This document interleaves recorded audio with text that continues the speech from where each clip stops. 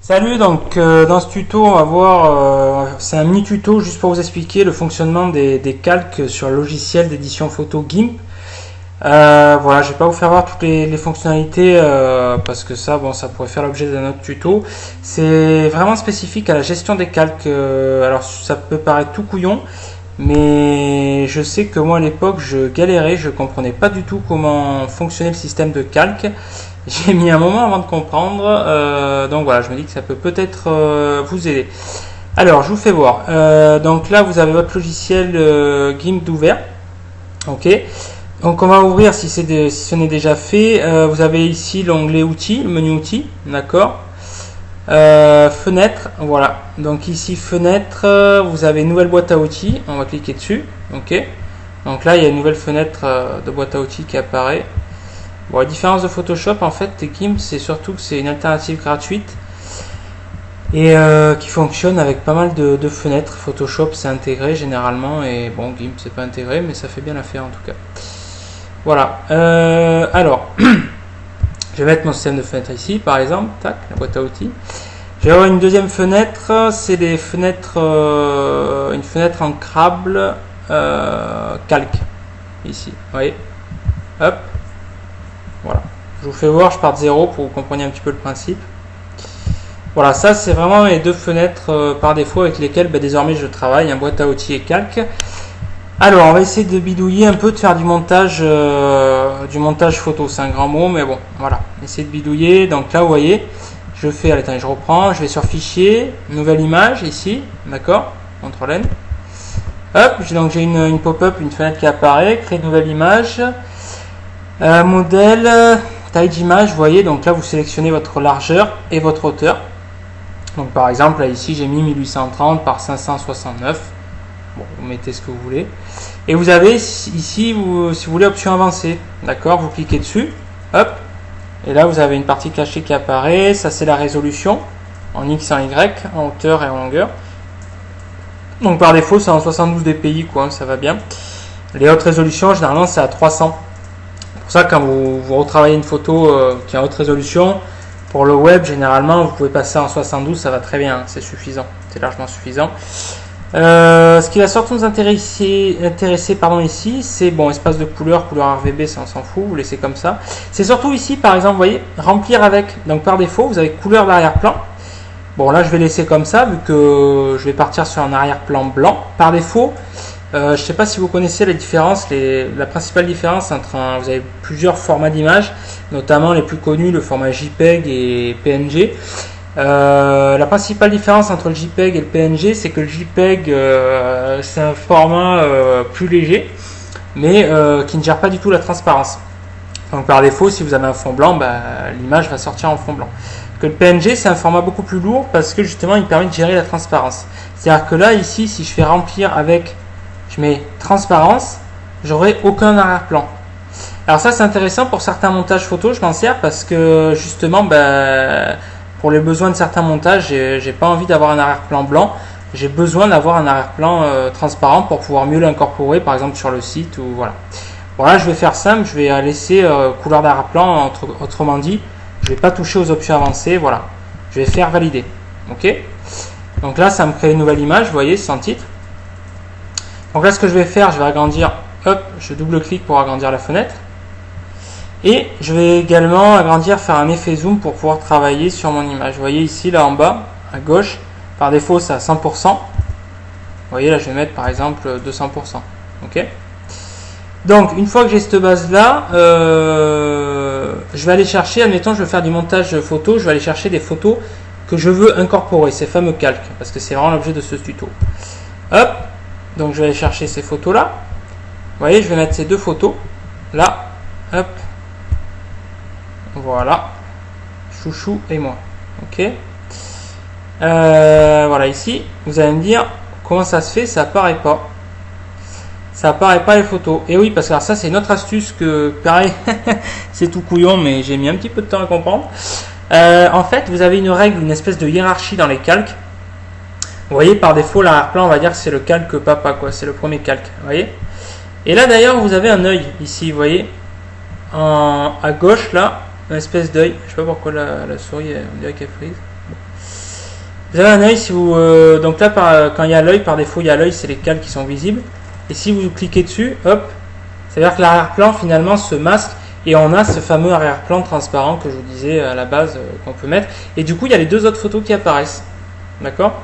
Donc, là, je vais remettre l'arrière-plan visible. Comment je vais faire pour que les photos apparaissent? Eh bien, regardez. Je vais cliquer sur ma première photo, la mienne. Hop. Je vais déplacer. Je vais juste, en fait, déplacer ma photo. Je vais la mettre au-dessus de l'arrière-plan. Vous voyez? Et du coup, elle apparaît. Et je vais faire pareil pour l'autre. Hop, celle de chouchou. Voilà. Vous voyez, elle apparaît derrière en deuxième plan. Bon, là, ça, je le ferai après pour des questions pratiques. C'est plus simple. Donc là, maintenant, j'ai la mienne qui apparaît. Vous voyez, elle est au-dessus de l'arrière-plan.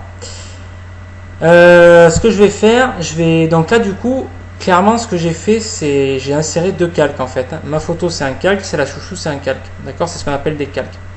Donc concrètement ici on a trois calques.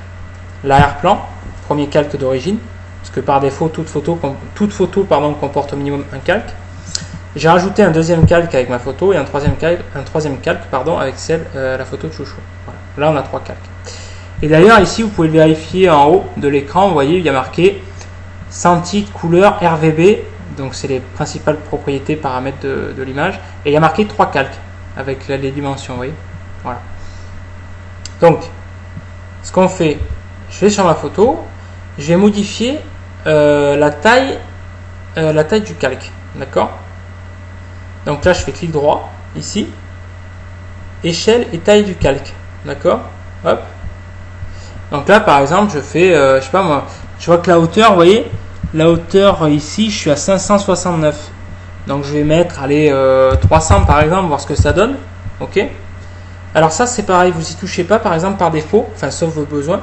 Si je mets 300 en largeur et que je fais entrée, par exemple, automatiquement, la hauteur est proportionnelle. Par défaut, vous voyez ici, là, vous avez une espèce de petite icône qui fait que par défaut, la largeur et la hauteur sont liées pour garder les mêmes proportions de l'image.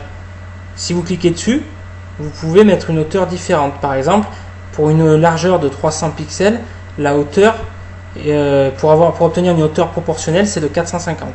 Mais si vous souhaitez mettre à une autre hauteur, par exemple 600, vous cliquez ici et vous mettez la hauteur que vous voulez. Bon, après c'est pas le but parce que la photo va être étirée. À partir du moment où les proportions sont pas gardées, c'est pas top. Ça fait un peu amateur. Donc là, je mets mise à l'échelle. Échelle ici, d'accord? Je clique. Voilà, vous voyez, ma photo est plus petite. Donc, ce que je vais faire maintenant, je vais déplacer ce calque dans l'image. D'accord? Ici, par exemple, donc là, je vais aller sur la boîte à outils. Ici, j'ai plusieurs icônes, notamment une icône avec 4 flèches directionnelles où il y a marqué outils de déplacement. Vous voyez, vous avez une infobulle qui vous explique tout. Je clique dessus, clic gauche, pour prendre possession de cet outil. Hop, vous voyez ici. Et là, je fais clic gauche. Donc, je maintiens enfoncé le clic gauche et je déplace avec ma souris le calque où je veux sur l'autre calque, en l'occurrence l'arrière-plan. Par exemple, je mets ici à droite. D'accord? Là. Bon, par exemple, je veux grandir, je veux que le calque soit un peu plus gros, admettons. Je me dis, bon, c'est peut-être un peu petit, je peux le faire un peu plus gros, tac. La hauteur, vous voyez, ça va pas passer 600. Au maximum, on va mettre 569 pour que ça soit justement que ça se calque sur la hauteur de l'arrière-plan. Voilà. Donc là, vous voyez bien que j'ai la hauteur maximum ici. Hein. Voilà. Donc là, je vais faire pareil maintenant pour l'autre photo, c'est la chouchou. Donc, hop, je la remonte au-dessus de l'arrière-plan pour qu'elle apparaisse désormais, qu'elle se positionne au-dessus de l'arrière-plan. Je fais la même procédure, clic droit, clic gauche, échelle et taille du calque, ici. Et je vais mettre en hauteur, pareil, je vais mettre 569. D'accord? Voilà. Et la largeur, vous voyez, est calculée automatiquement. Échelle, hop, mise à l'échelle. Donc là, par défaut, j'ai mon outil de déplacement qui est sélectionné dans ma boîte à outils. Donc, j'ai pas besoin d'y retoucher. Hop, voilà. Je la déplace, par exemple, ici, à gauche. D'accord? Voilà. Ensuite, une fois que j'ai ces trois calques, l'arrière-plan, je vais modifier la couleur, par exemple. Donc ici, pour être sûr que je modifie l'arrière-plan, hop, voilà. Je vais modifier la couleur ici. Admettons, je sais pas, moi je mets cette couleur d'arrière-plan. Je vais aller ici sur... vous avez plusieurs outils. Voilà, ici à côté de la zone de texte, vous avez un espèce comment on appelle ça, de seau. Il y a marqué outil de remplissage. Remplir la région sélectionnée. Je clique dessus. Hop. Vous voyez ici, voilà. Et là, du coup, automatiquement, c'est plus blanc, c'est de la couleur que j'ai sélectionnée ici, vous voyez. Je suis allé là, couleur de premier plan et d'arrière-plan. Donc là, c'est la couleur de premier plan. Et derrière, en blanc, c'est la couleur d'arrière-plan. Bon, honnêtement, la couleur d'arrière-plan, personnellement, j'y touche rarement. Voilà. Ce qui nous intéresse, généralement, c'est plutôt la couleur de premier plan. Donc, je clique ici. Vous voyez, il y a une nouvelle fenêtre qui est apparue, modification de la couleur de premier plan. Actuelle et précédente, vous voyez. Donc là, actuelle, j'ai sélectionné celle-là, par exemple. Hop, voilà, vous avez les propriétés ici, RGB. Et la notation HTML. Voilà. Maintenant que je fais ça, je refais apparaître à l'aide de l'œil ici mes calques, vous voyez. Hop, chouchou à gauche et moi à droite, normalement, ici, voilà. D'accord. Ensuite, bon, je vous fais voir, c'est juste un montage tout simple, hein, c'est les fonctionnalités de base. Alors vous allez me dire comment j'ai fait pour obtenir ces photos, parce que vous voyez, c'est des photos découpées en fait. Ça, je m'en suis servi via un autre logiciel que je vous ferai d'ailleurs sûrement un autre tuto, pourquoi pas. C'est j'utilise Movavi Photo Editor pour découper les arrière-plans, découper les images, voilà. Mais bon, ça fera l'objet d'un tuto. Ensuite, je vais vous faire voir comment éditer une zone de texte. C'est très simple ici, vous voyez.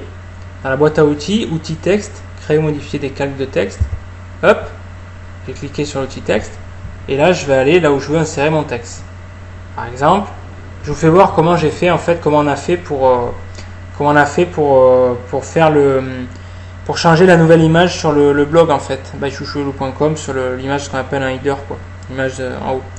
Hop, je sélectionne la région où je veux mettre mon texte. Par exemple, je vais mettre chouchou et loulou. Donc là, c'est normal, on voit rien parce que par défaut, le texte est de la même couleur par défaut, la couleur du texte est la même que celle du premier plan. Qui est finalement complètement couillon, je sais pas pourquoi, parce que c'est pas très lisible. Donc la première chose que je vais faire, je vais modifier ici, vous voyez, la couleur du texte sélectionné. Je vais la mettre en blanc, par exemple, vous voyez. Hop.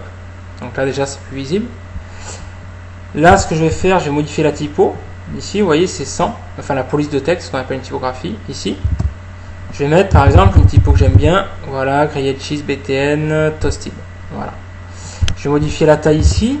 Je vais mettre, je sais pas moi, 72, voir ce que ça donne. Voilà. Ou allez, par exemple, on va monter un peu. Hop, vous voyez, je peux. Tac, tac, tac, tac. Voilà. Je vais mettre en 112 ici. Voilà, ici j'ai mon texte, vous voyez, chouchou et loulou. Et d'ailleurs, vous voyez, j'ai un autre calque qui est apparu ici, chouchou et loulou. C'est un calque texte. Concrètement, j'ai mon calque d'arrière-plan, mon calque natif, entre guillemets. Mes deux autres calques que j'ai insérés, mes images découpées, la mienne et la sienne, et le calque texte, vous voyez. Alors, admettons, une fois que mon texte il est fait, je voudrais le déplacer. D'accord, je voudrais le centrer, je voudrais le mettre plus à droite ou plus à gauche, par exemple. Là, je vais revenir sur l'outil déplacement ici, vous voyez, hop, tac, et là, voilà, je vais déplacer mon calque, je le mets par exemple là, un peu plus en haut, voilà ici, vous voyez. Et après, la procédure est exactement la même. Admettons, je vais rajouter un texte ici en bas, par exemple l'adresse du site, hop, je refais l'outil texte sur la boîte à outils, je vais à la zone où je veux insérer mon texte, par exemple là, je vais mettre by chouchou et comme l'adresse du site. Je vais modifier la couleur. Cette fois-ci, par exemple, je vais mettre orange. Hop. Je vais remettre la typo. Celle que j'aime bien, par exemple, toasted. Je vais mettre 72, voir ce que ça donne. Vous voyez, voilà. Donc là, j'ai mon texte. Hop. Pareil, si je veux le déplacer, je reviens sur l'outil déplacement. Ici. Voilà. Vous voyez. Bon, vous voyez que c'est clairement, c'est ce qui nous a permis de... C'est ce qui nous a servi de base pour faire, je vous dis, le nouveau haut de page, voilà, qu'on a fait pour le blog. Donc après, vous comprenez le mécanisme. Une fois que vous avez l'avantage, une fois que vous avez compris le mécanisme, le principe de fonctionnement, après vous pouvez faire ce que vous voulez. Vous pouvez rajouter autant d'images que vous voulez. Vous pouvez rajouter ici, par exemple, une autre image, un autre logo, voilà. Mais c'est juste, je voulais juste vraiment vous expliquer, c'est vraiment l'objectif de ce tuto, le fonctionnement des calques en fait, parce que au début personnellement j'avais du mal, alors qu'en fait une fois qu'on le sait c'est vraiment simple. Voilà, c'est les principales fonctionnalités. Vous avez boîte à outils et calque. Vous naviguez entre, je vous dis, l'outil de déplacement ici, l'outil de texte ici, la couleur d'emplissage là, la couleur de premier plan ici, également des besoins de découpage des fois, voilà. Et surtout, donc, je vous dis le fonctionnement des calques. Hein, vous avez un fonctionnement hiérarchique en fait, l'arrière-plan qui est mis le plus bas possible en fait. Et vous voyez les calques au-dessus, un chouchoulou, le calque texte, un autre calque texte ici, pardon, avec l'adresse du site, et les deux photos découpées qu'on a insérées, voilà. Après, juste pour vous faire voir, admettons, je sais pas, moi je veux découper un peu, vous voyez, là je veux découper un peu le haut de l'image, parce que bon, j'en ai pas spécifiquement besoin, c'est ici, vous voyez ici le petit découpage, voilà. Hop, je vais sélectionner la partie de la photo que je veux découper en fait, que je veux conserver autrement dit. Par exemple là, hop,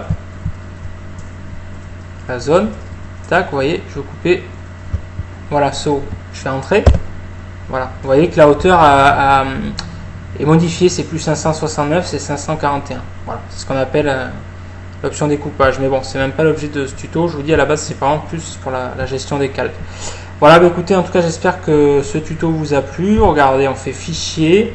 Alors là, un autre truc de base, mais ça je pense que vous devez déjà le connaître. Quand vous faites enregistrer sous, vous enregistrez le projet en fait.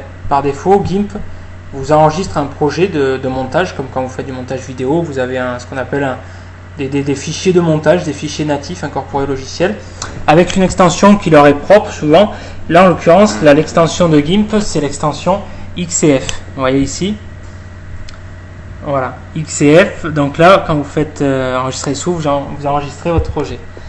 Là, si vous voulez enregistrer votre image, autrement dit votre fichier final en sortie, il faut faire ici Export As. D'accord. Et là, vous voyez de suite, le format par défaut n'est pas le même, ça met du PNG. Vous pouvez sélectionner du JPEG.